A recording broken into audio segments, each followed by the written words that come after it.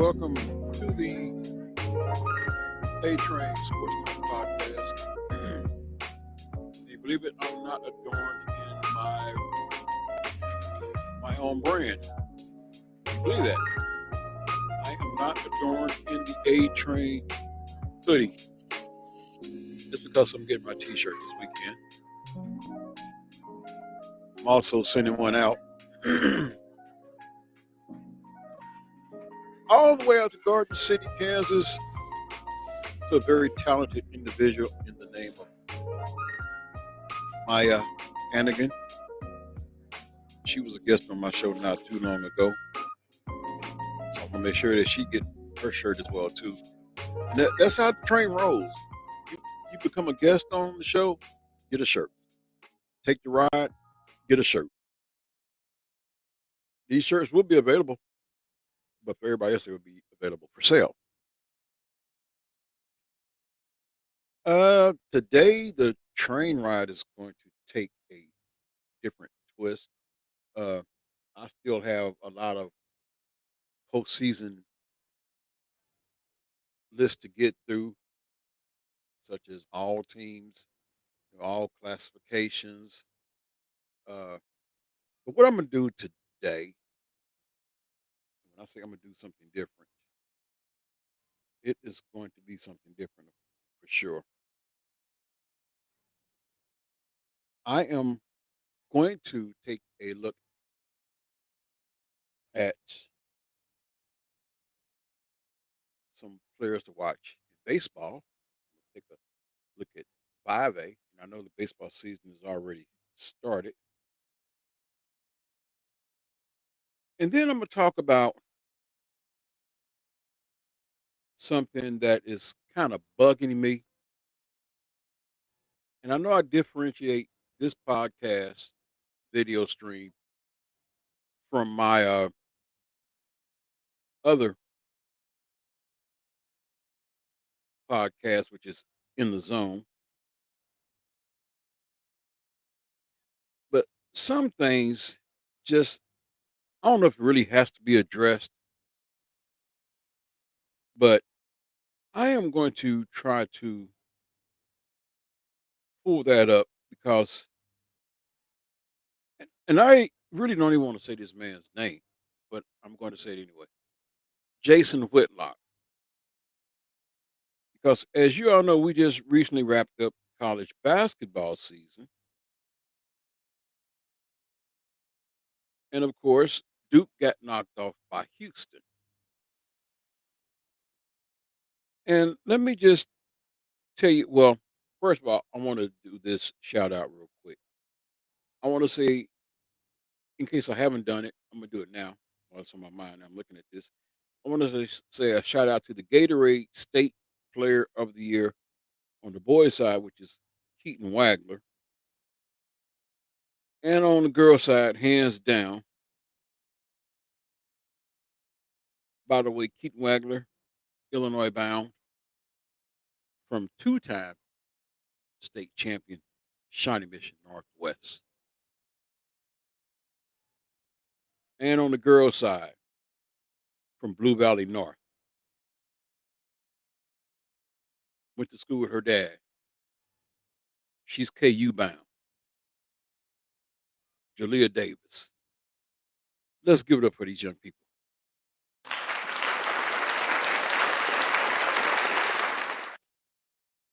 They deserve that. Like I say, if there's one thing I try to do my best at doing on this podcast is definitely highlighting the young people. For instance, I'm gonna go ahead and do this. I might touch up on Jason Whitlock some other time, but I mean some of the things that guy says, like, well, never mind that. The All Sunflower League 2024-25. I will take a distraction in a minute. I also want to say that I'm going to have this show on tomorrow as well too. I'm have a very special guest, Coach Alonzo Williams. He will be my guest tomorrow on the A Train Sports Talk podcast. So y'all would definitely want to tune in. That show will be streaming approximately at 1 o'clock. So to those of you who follow me and y'all have the YouTube channel, uh, make sure you tune in tomorrow about 1 o'clock. Check it out on YouTube.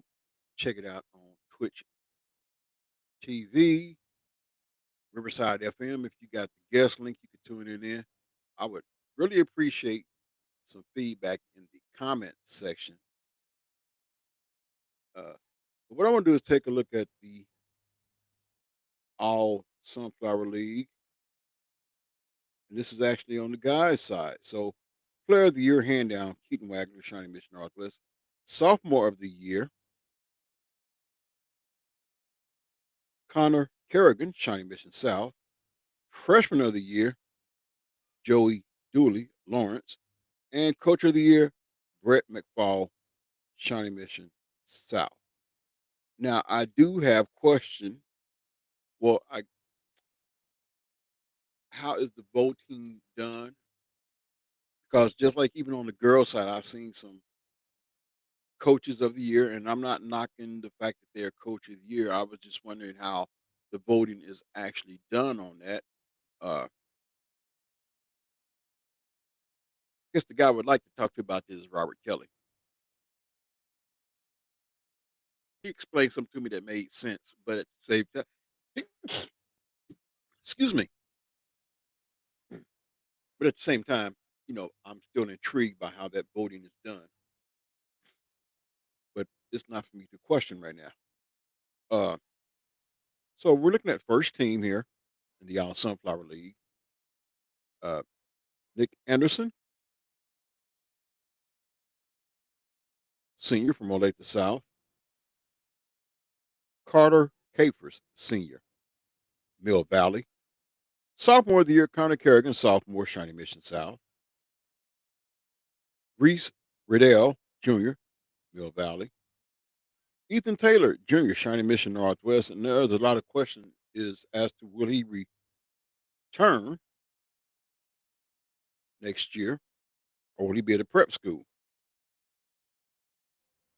Player of the year, Keaton Wagner, senior, Shawnee Mission Northwest, and Jalen Watson, senior, Olathe North. Second team looks like this. Will Beck, senior, Shawnee Mission East. Jakai Carter, Jr., Mill Valley. Drake DeBon, Jr., Shawnee Mission South. Gavin Popick, Jr., Olathe Northwest. Tyler Salmon, Senior, Shawnee Mission Northwest. Sam Simmons, Jr., Olathe North. Sharon Woodbury, wonder if he's related to Steve Woodbury, Senior, Olathe West. The third team looks like this. Ben Allen, Jr., Shawnee Mission South. Avion Riley, Senior, Shawnee Mission Northwest. Alex Caceres, Jr., Shawnee Mission North. Corbin Dowdle, Senior, LFS. I do not know those. Lawrence Free State. There we go. Carter Gooding, Senior, Olathe East. J.J. Lee, Senior, Olathe Northwest. Cam Love, Jr., Olathe North.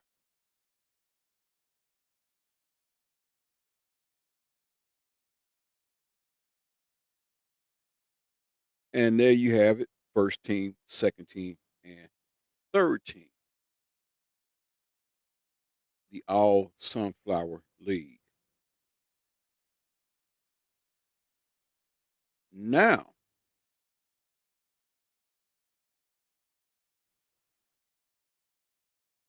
what I want to get into now,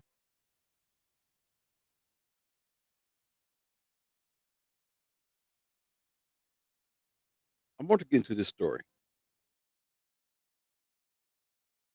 because some people, I often wonder, what is it? How is it that they have the credentials that they do based on some of the stuff that they say? Now, I'm not going to get in Stephen A. Smith mode. But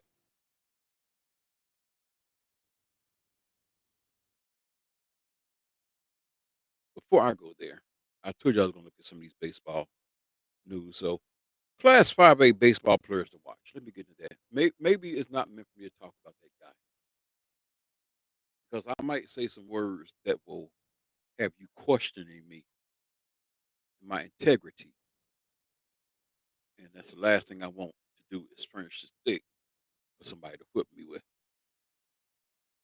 So, even though we know the baseball season has started,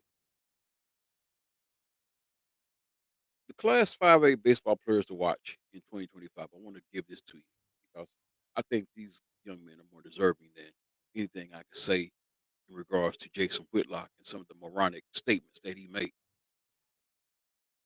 If time allows, after I get through with this, I will touch up on that for a little bit. But we're going to look at some of the Class 5A baseball players to watch in 2025. We want to, in advance, before we get through this list, wish them the best of luck on this baseball season. Uh, Look for me to get out to some baseball games this year as well too, as well as some softball games as well too. I want to see these young people compete, enjoy some outdoors. Maybe take my grandson with me to a couple of games. 'Cause my grandson, my oldest grandson, he's at that age where he's very impressionable and curious. He gets bored easy. But first on this list is Cole Adams from Eisenhower. Adams was an all Class 5A first team utility player and one of three Ark Valley Chisholm Trail 2 first team selections for the Tigers, along with multi sport standout Carter Pabst and shortstop Jared Cobb. The senior trio helped Eisenhower win his third straight regional title, snapping Siemens' 19-year streak of state appearances in the process. Adams, who has already played left field, second base, and pitcher this season, batted over 440 last spring for Eisenhower, which dropped a hard-fought extra inning battle in the state quarterfinals against eventual 5A champion St. Thomas Aquinas. Andover Central's Maddox Archibald. He's one of those multi-sport athletes, multi-talented athletes. The state record-setting rushing hero of Andover Central's class for a football championship team. Archibald is also a key contributor for the Jaguars from the Diamond. The senior leadoff hitter and center fielder batted 338 last season with a 463 on base percentage and had 13 RBIs, 13 stolen bases. He earned all Ark Valley Chisholm Trail 2 first team honors after helping Jaguars post a 26 record. Weston Boyle, St. Thomas Aquinas. Following a state championship winning season last spring, Aquinas will return a slew of talent, which includes Boyle. He drove in 26 RBIs last year with a 391 batting average. Boyle earned All State and All Eastern Kansas League second team honors as a junior infielder last season. He'll play baseball for Purdue next year. So, congrats to him and his commitment to Purdue.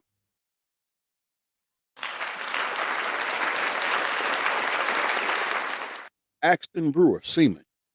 Brewer stepped into a starting role last year as a freshman for the Vikings, seeing time at pitcher, first and third base, and at designated hitter. He finished the season hitting 328 with three doubles and 15 RBI.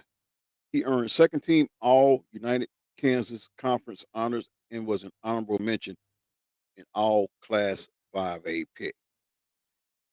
David Dobbs, Seaman, a 3-year starter behind the plate at catcher.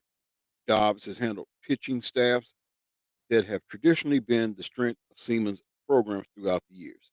Dobbs hit 400 a year ago, driving in 20 and drawing 17 walks.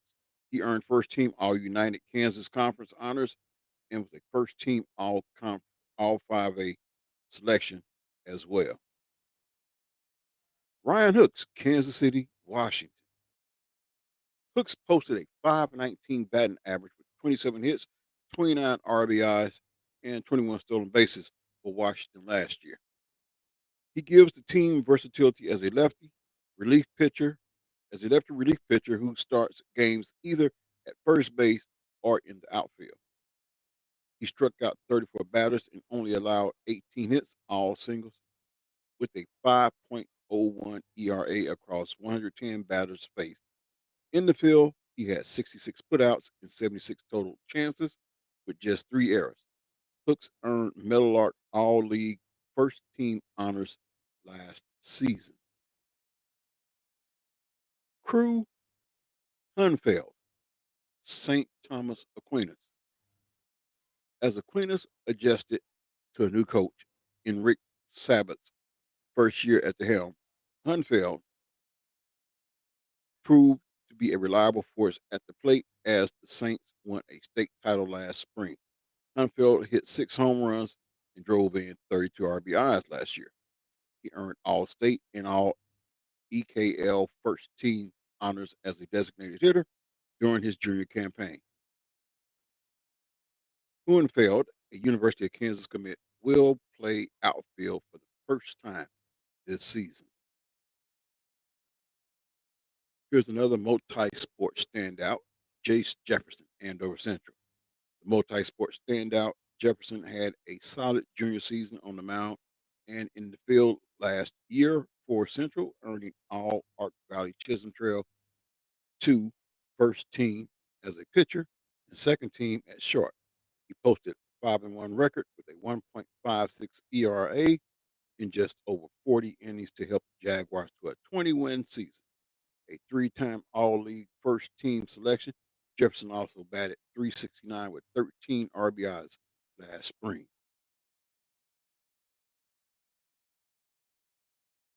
Trenton Kern, Great Bend. The third baseman was a key cog in the Panthers lineup last season as a sophomore. Kern posted a .369 batting average, drove in 23 runs, and delivered 8 extra base hits, including 2 home runs. He sported a .475 on base percentage. Kern earned second team All 5A honors and was a first team All Western Athletic Conference selection. Panthers went 18-9 last season and returned several key pieces off that squad. Kern is also an all-state linebacker for the Panther football team, which went 9-1 last fall.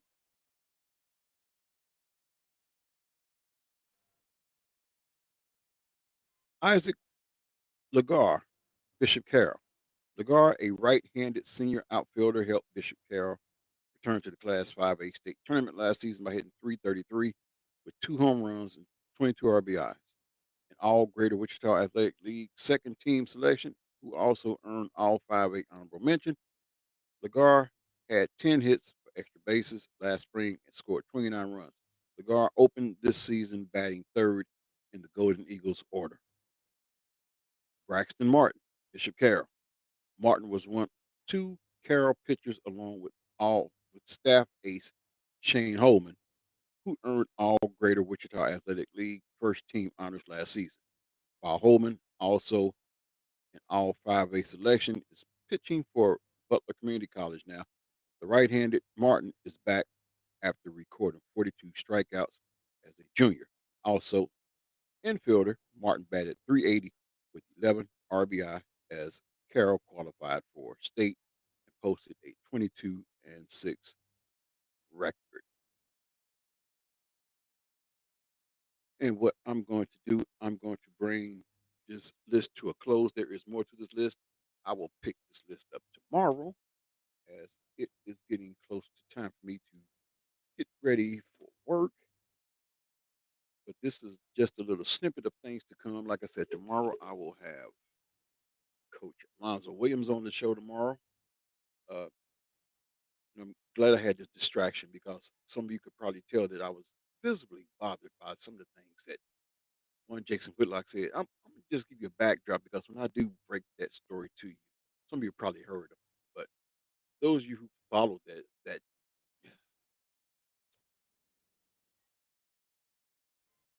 that piece of work, I'll put it that way. The comments that he made regarding the Duke Houston game. Now, I know some of you saw that. Some of you were probably like, well, the referee could have ate that whistle. This piece of work of a whatever he is said that DEI has something to do with that call being made. Now, for those of you who don't know Jason Whitlock, never seen Jason Whitlock, you have to understand this. Jason Whitlock, and this is what I really didn't want to go here on this with him, but Jason Whitlock is the blackest anti-black person in sports media. That's the best way I can put it. So if you run the call back that got Cooper flagged with the over the back, I believe it was a referee of color that made the call. So quite naturally, some jerk like Jason Witten would have something to say about it. And his comments were DEI might have had something to do with it. Really, really, really. Some people need to have their media rights revoked. And in my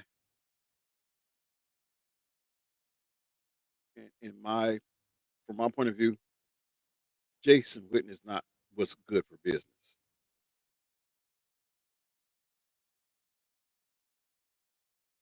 Really, he is not what's best for business.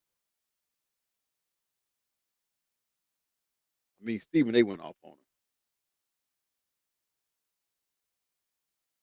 and you know when Stephen A. went off on him, he went off on him.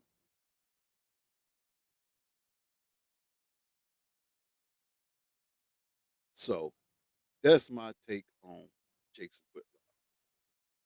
To me, he's not welcome too much in my vocabulary.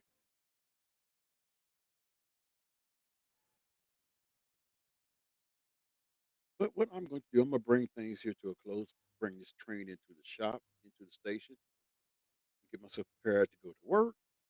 But I will be back tomorrow, like I said, with Coach Williams, and we're going to look at some more postseason accolades that have been dished out, all area teams, all metro teams, in addition to the interview with Coach Zoe.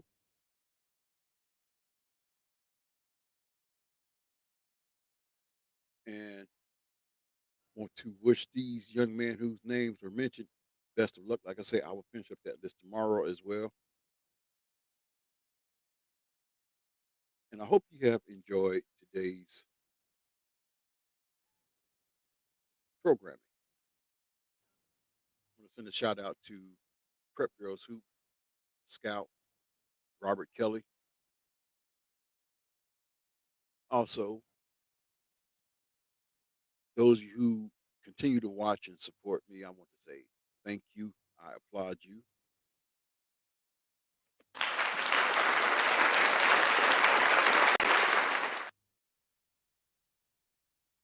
And I just seen a deal on my